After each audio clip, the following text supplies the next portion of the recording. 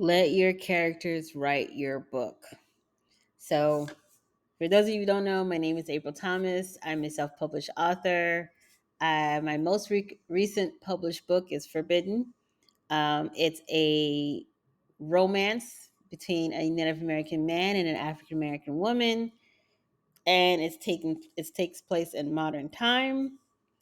And I like to share my writing and publishing journey with others who are looking to do the same, who are probably just now getting into writing, or you're just now getting into like getting ready to publish your first book and you're learning all this new stuff. So I made tons of mistakes, and hopefully I can share my mistakes and share what I learned so that you don't make the same mistakes and you can learn through my experiences instead of having to go through what I went through. Right? So today we're talking about plots and twists. Plots and twists. Twists and turns in a plot. So, like I said in the beginning, let your character write your story. I like character driven content because I feel like it comes out more interesting. We are so unique as a species. We all have our own individual thoughts. Um, really not even twins are identical.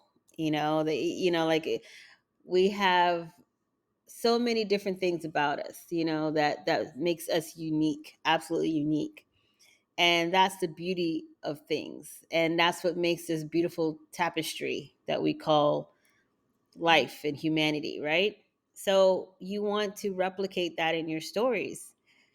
And this is why I choose to allow the characters to write the story.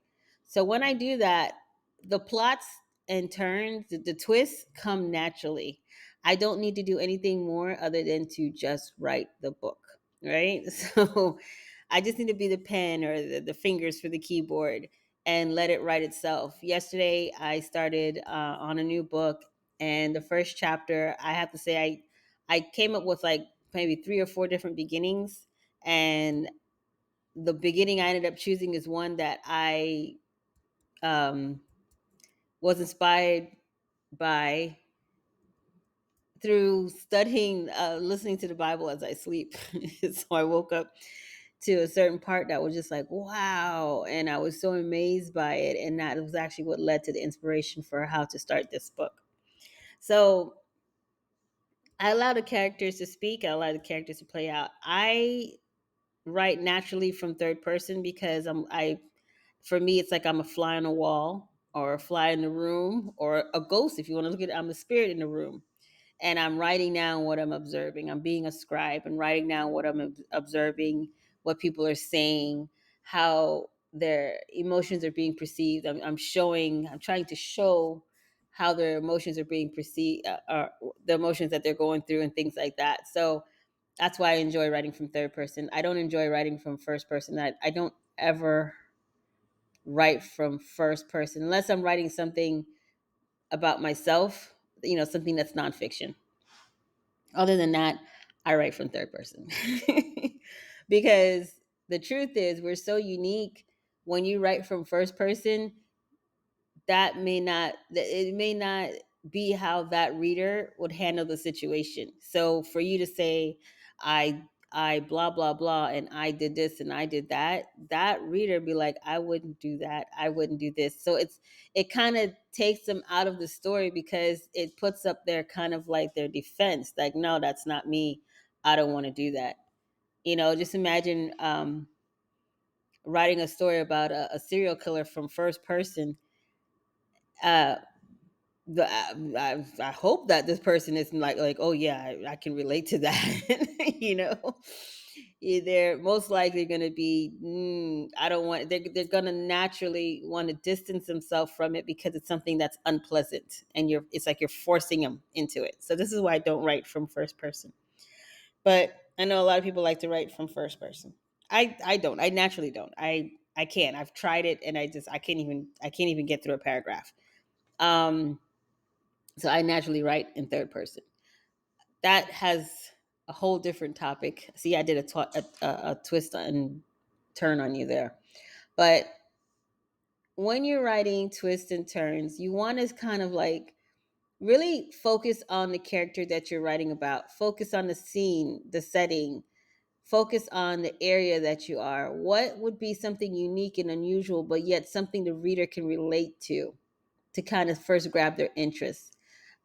Maybe a reader can relate to waking up in the middle of the night to use the bathroom, or and then the thing is that they hear a ghostly voice in their home. You know, maybe the reader can relate to getting into a car accident, and all that drama that pursues. But then the car accident, they end up bumping into the person they end up spending the rest of their life with, like, but they didn't get along at first, or, however it may be.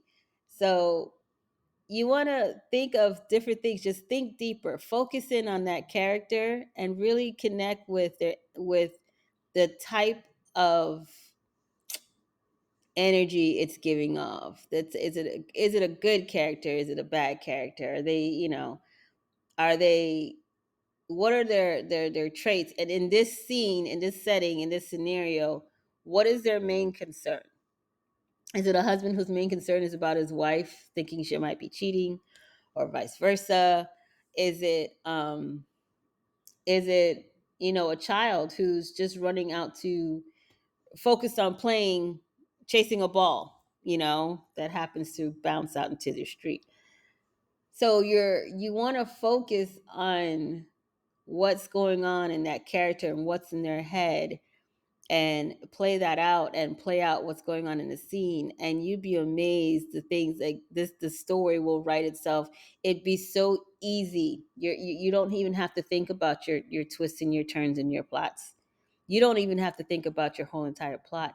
It will naturally take care of itself if you just allow your characters to write your book. If you really allow, if you connect with these fictional characters. I know it sounds crazy, but most fiction writers, this does not sound crazy. This is perfect, makes perfect sense. So, and most of us already do this. So, if this is like, if you're new and you're now starting out just writing, and you're trying to debate on, do I sound crazy? Is this going too far? Maybe you haven't gone far enough. Maybe it isn't crazy enough. You're not crazy for writing down the images that are flashing through your mind, or the conversation that you're overhearing. Maybe it comes into you in a dream. You're not crazy. That's just a part of being a writer. And those events give off the best twists and turns in your plot. So don't be afraid of it. Embrace it and enjoy it. I hope that this helps. I look forward to talking with you again. Happy writing and have a wonderful day.